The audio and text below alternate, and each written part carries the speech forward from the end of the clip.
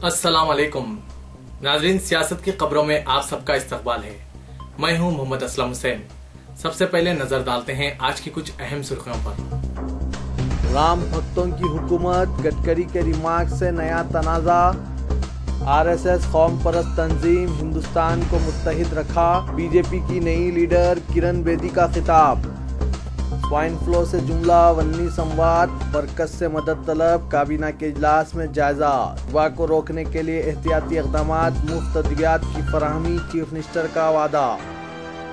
तेलंगाना में 153 मुतवक्किअ असेंबली हल्के, असर 9 हदबंदी का काम जारी। जिला रंगारेड्डी को फायदा। चलिए नाज़रीन, बढ़ते हैं खबरों की तफसील की तरफ। ऐसे तबसरे में जो एक तनाज़ा छेड़ सकते हैं। मरकजी वजीर नितिन गडकरी ने कहा है कि मरकज की हुकूमत राम भक्तों की है और इनकी भी जो जय श्री राम के नारे लगाते हैं। सीनियर बीजेपी लीडर गडकरी ने ये रिमार्क्स कल किए जबकि वो अयोध्या को नेपाल के जंगपुर से जोड़ने वाले राम जानकी मार्ग की तामीर के लिए हुकूमत के फैसले का ऐलान कर रहे थे। ये हुकूमत राम भक्तों की है, इन लोगों की हुकूमत भी है जो जय श्री राम के नारे लगाते हैं। उन्होंने कहा कि लिहाजा मैं आपसे वादा करता हूं कि राम वन गामन मार्ग को भी कौमी शाहरा के तौर पर फरोग दिया जाएगा और ये काम 4 माह में शुरू होगा। मरकजी वजीर रोड ट्रांसपोर्ट में उत्तर प्रदेश के फैजाबाद में मुनक़िदा तकरीब से खिताब करते हुए ये रिमार्क्स किए। गडकरी ने कहा कि लॉर्ड राम हमारे आइडियल हैं। उत्तर प्रदेश के वजीर और एसपी लीडर आजम खान ने गडकरी पर इनके रिमार्क्स के लिए तनकीद की और कहा कि लॉर्ड राम के भक्तों की हुकूमत को दीगर अकीदों के लोगों को हरासा नहीं करना चाहिए।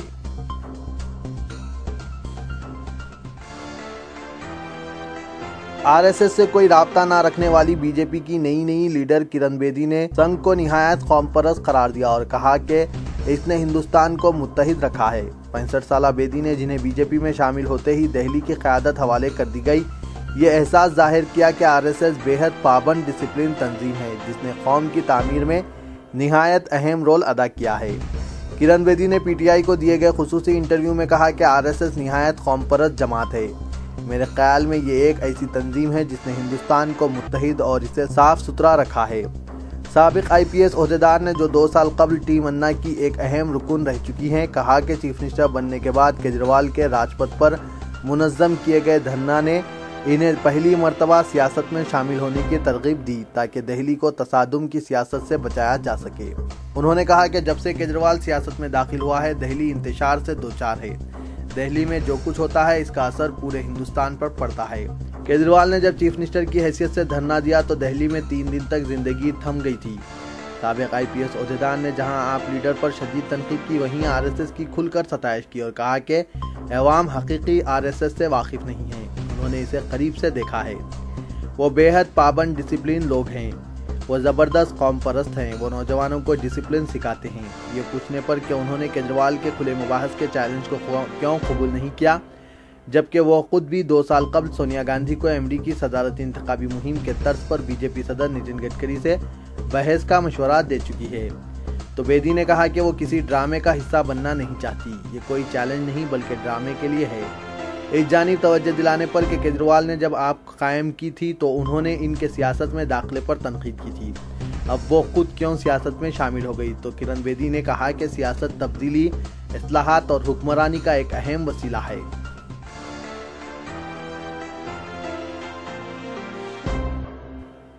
अब जबकि दिल्ली चुनाव के लिए नामजदगी अमल में आज इख्तिताम पजीर हुई, आम आदमी पार्टी सरबराह अरविंद केजरीवाल ने बीजेपी पर तनकीद करते हुए कहा कि मरकज अवाम को इस दावे के जरिए बेवकूफ़ बना रहे हैं कि उन्होंने ईंधन की कीमतों में कमी लाई है, हालांकि हकीकत बहुत मुख्तलिफ है।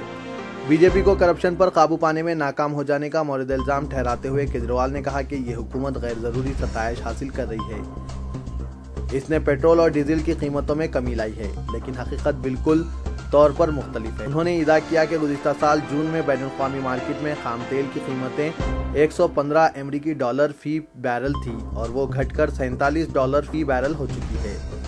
लिहाजा पेट्रोल की कीमत तो 35 रुपये फी लीटर होना चाहिए था, लेकिन ये ईंधन हुनूस 60 रुपये फी लीटर की शरह पर फरोख्त किया जा रहा है। उन्होंने पालम और आर.के. पुरम इलाकों में अपनी इंतखाबी रैलियों के दौरान कहा कि अगर डीजल और पेट्रोल की कीमतों में इसी मुनासिबत से कटौती की जाती तो आम अशिया की कीमतें आसमान को नहीं छूती। मेवों तरकारियों की कीमतों में कमी होना चाहिए था।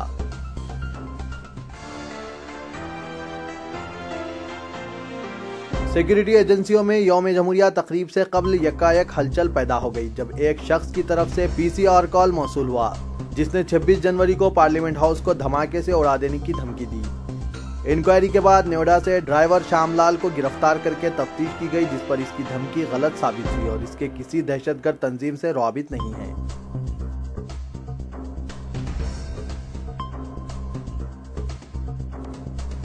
रियासत तेलंगाना बशमुल हैदराबाद में स्वाइन फ्लू से मुतासर अफराद के मुंजमला 19 अफराद की मौत वाक़ हो चुकी है। 20 तक 30 अफराद जेर इलाज हैं। ताहम हुकूमत ने स्वाइन फ्लू को फैलने से रोकने के साथ साथ मुतासरीन के लिए बेहतर तिब्बी इमदाद फराहम करने बड़े पैमाने पर इक़दाम करने का इजहार किया है। कल शब सेक्रेटरीट में मुनक़िदा काबीना के एक इजलास के फौरी बाद मीडिया से बात करते हुए चीफ मिनिस्टर तेलंगाना के चंद्रशेखर राव ने इस बात का इंकशाफ किया। उन्होंने बताया कि मुमताज़ माहिरीन अमराज स्वाइन फ्लू महकमा सेहत व तिबाबियत के ओहदेदारों और काबीनी रुफ़ा के साथ इस मसले पर तफसीली जायजा लिया गया। वज़ीर आला ने वाज़ेह तौर पर कहा कि स्वाइन फ्लू एक वबाई वायरस है जो एक से दूसरे तक फैलता है। उन्होंने कहा कि तेजी के साथ फैलते हुए स्वाइन फ्लू का इंसदाद और एहतियाती तदाबीर इख्तियार करने के इक़दाम किए जा रहे हैं। उन्होंने मजीद कहा कि स्वाइन फ्लू के तदारुक के लिए सबसे पहले अपने इलाके और हुदूद में सफाई का खास ख्याल बहुत ज़रूरी है। वज़ीर आला ने बताया कि शदीद सर्दियों की वजह से भी स्वाइन फ्लू वायरस एक से दूसरे तक फैलता है और स्वाइन फ्लू की निशानदेही ये होगी कि तेज़ खांसी, जुकाम और जिस्मानी दर्द से इंसान मुतासिर होता है और ऐसे अफराद को फौरी तौर पर अपने करीबी मुकाम पर वाक़ हॉस्पिटल से रुजू होने का मशवरा दिया। ऐसे मुतासरा अफराद को इनफरादी तौर पर सफाई का खास ख्याल रखना होगा। वज़ीर आला के चंद्रशेखर राव ने कहा कि अवाम को स्वाइन फ्लू से खौफज़दा होने की ज़रूरत नहीं और ना ही किसी तशवीश में मुब्तला होने की ज़रूरत है, बल्कि अज़ खुद एहतियाती तदाबीर इख्तियार करके स्वाइन फ्लू से नजात हासिल कर सकते हैं। हुकूमत ने स्वाइन फ्लू से मुतासरा अफराद का मौसर इलाज करने के लिए सरकारी दवाखानों में ज़्यादा मकदार में अद्वियात फराहम की है। चीफ मिनिस्टर ने कहा कि शहर के नामूर दवाखानों के अलावा तेलंगाना के अजला में वाक़ प्राइमरी हेल्थ सेंटर्स और डिस्ट्रिक्ट हेडक्वार्टर्स हॉस्पिटल्स में स्वाइन फ्लू के मुतासरीन के लिए मुफ्त अद्वियात फराहम की जाएंगी। यहाँ तक के स्वाइन फ्लू से मुतासरा अफराद को आरोग्यश्री स्कीम के तहत भी इलाज करवाने की सहूलत फराहम की गई है। KCR ने कहा कि स्वाइन फ्लू के तेजी से बढ़ने से मुतालिक मीडिया के जरिए मौसूला इत्तलात पर उन्होंने आज फौरी तौर पर वजीर आजम नरेंद्र मोदी और मरकजी वजीर सेहत से रब्त पैदा किया और तेलंगाना में स्वाइन फ्लू से पैदाशुदा हालात से वाकिफ करवाया और फौरी तौर पर जरूरी इमदाद व राहत पहुँचाने की ख्वाहिश की, जिस पर वज़ीर आज़म ने गैर मामूली रद्दअमल का इजहार करते हुए इस बात का तयक़ुन दिया कि फौरी तौर पर मुमताज़ माहिरीन पर मुश्तमिल टीम हैदराबाद रवाना की जाएगी और कहा कि इससे घबराने की ज़रूरत नहीं है।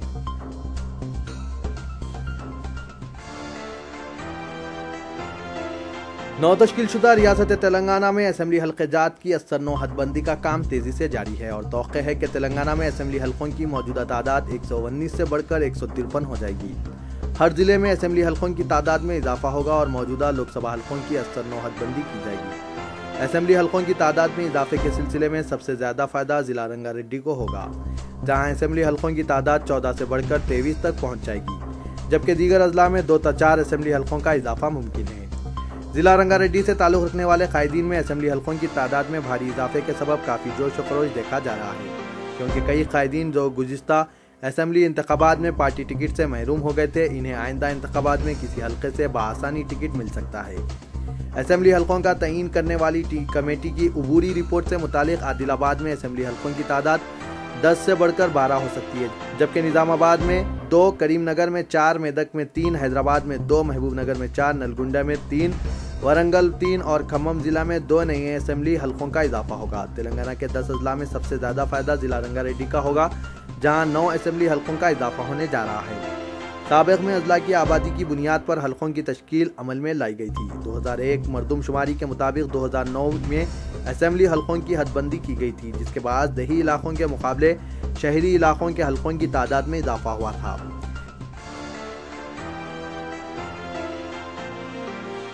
गवर्नर तेलंगाना व आंध्र प्रदेश के दफ्तर राजभवन में टेलीफोन सिस्टम को नामालूम अफराद ने हैक कर लिया। हुक्काम ने बताया कि टेलीफोन सिस्टम का सरका करने के बाद इसका बेजा इस्तेमाल भी किया गया है। BSNL ने गुज़िश्ता हफ्ते इसका पता चलाया, जिसके बाद राजभवन के अहदेदारों ने साइबर क्राइम पुलिस स्टेशन में मुकदमा दर्ज कराया है। गैर मिजाज इस्तेमाल की वजह से 38,233 रुपये का बिल मौसूल हुआ है और ये रकम सिस्टम के जिम्मेदार से बरामद की गई। राजभवन से जारी करदा एक बयान में कहा गया है कि मैट्रिक्स सिस्टम्स का जिम्मेदार गेटवे बिजनेस सॉल्यूशंस है और वो इजाफी एक्सचेंज की तनसीब के जरिए मौजूदा EPABX से मरबूत करने का काम कर रहा था। ये अमल अभी मुकम्मिल नहीं हुआ है। Inspector general police CID C Sinha ने बताया कि इस मामले की तहकीकात शुरू कर दी गई है और मुतालिका अहदेदारों से मालूमात हासिल की जा रही है।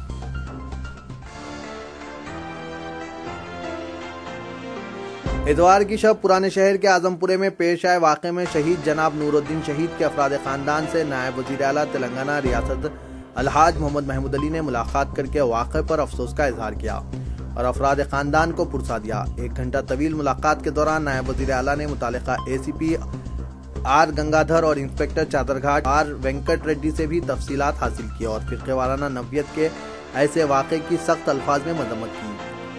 बादशाह मीडिया को बताया कि नई रियासत तेलंगाना में फ़िरक़े वाराना तशद्दुद फैलाने वालों की कोई जगह नहीं है। वाक़े के बाद फ़िरक़े वाराना कशीदगी को रोकने में पुलिस ने जो इक़दाम उठाए वो काबिल सताइश है। उन्होंने कहा कि मरहूम के अफराद ख़ानदान भी पुलिस के रवैये से मुतमईन हैं और इन्हें उम्मीद है कि इंसाफ मिलेगा और यकीनन तेलंगाना हुकूमत खातियों को कैफर किरदार तक पहुँचाने के लिए सख्त इक़दामात का सहारा लेगी। उन्होंने वाक़े के बाद इलाके के तमाम CCTV कैमरों से हासिल किए गए वीडियोज़ को शवाहिद के तौर पर पेश करने का इदा किया। अलहाज मोहम्मद महमूद अली ने कहा कि मरहूम नूरुद्दीन शहीद के अफराद खानदान की 22 जनवरी को वज़ीर आला के चंद्रशेखर राव से मुलाकात मुतवक्के है। उन्होंने एक्स ग्रेशिया के मुतालिक चीफ मिनिस्टर से मुलाकात के बाद ऐलान का भी तयक़ुन दिया। उन्होंने पुराने शहर में अमन भाईचारे को फ़रोग़ देने की भी अपील की। इस मौके पर TRS greater Hyderabad general secretary Azam Ali Khurram, TRS कायद राशिद अलवी, कारी मोहम्मद खान, हयात हुसैन हबीब भी मौजूद थे।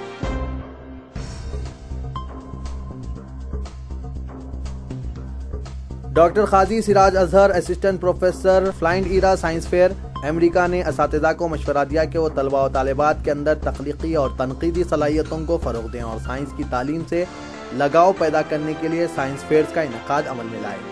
वो New Rosary High School Salarjung colony के ज़ेर एहतमाम मुनक़िदा 7वें इंटरनेशनल साइंस फेयर 2015 के मौके पर मुखातिब कर रहे थे। इस साइंस फेयर में न्यू रोजरी हाई स्कूल के बशमुल Ashraful Madaris, Mount Mercy MS Creative School, Image School, Urdu Model School और अरवा मॉडल स्कूल के तलबा व तालिबात ने हिस्सा लिया। जनाब आमिर अली खान न्यूज़ एडिटर सियासत के हाथों साइंस फेयर में बेहतरीन मुजाहिरा करने वालों में इनामात की तकसीम अमल में आई और स्कूल टीचर्स गफूर उन्नीसा, सैयदा फातिमा उन्नीसा, दुर्गाबाई और ओमकार को मोमेंटो पेश किए गए।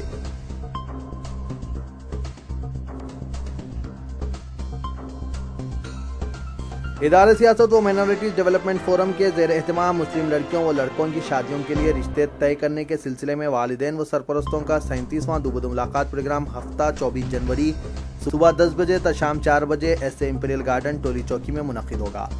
जनाब जाहिद अली खान एडिटर सियासत व सरपरस्त आला MDF सदारत करेंगे। मोहम्मद मोइनुद्दीन सदर फेडरेशन ऑफ टोली चौकी कॉलोनीज मेहमान खुसूसी होंगे।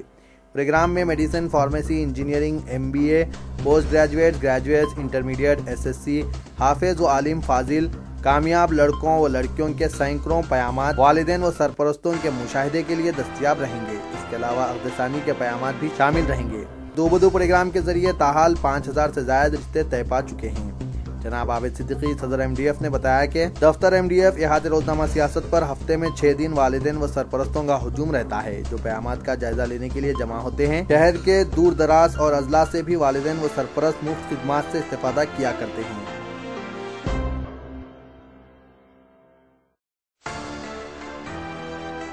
अदाकारा सोहा अली खान का कहना है कि इनके मंगेतर और अदाकार कुणाल खेमू के साथ इनकी शादी की तकरीब सीधी सादी होगी और इसमें सिर्फ करीबी अरकान खानदान ही शिरकत करेंगे।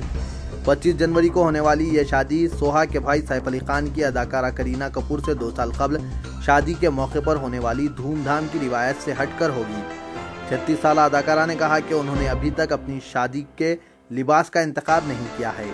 सोहा अली खान ने कहा कि शादी के लिए सिर्फ चंद दिन बाकी रह गए हैं। मैं अपनी माँ, बहनों और दोस्तों की शुक्रगुजार हूँ जो मेरे लिबास के बारे में मेरी रहनुमाई कर रहे हैं। तो ये था आज का खबरनामा। दीजिए इजाजत, अल्लाह हाफिज।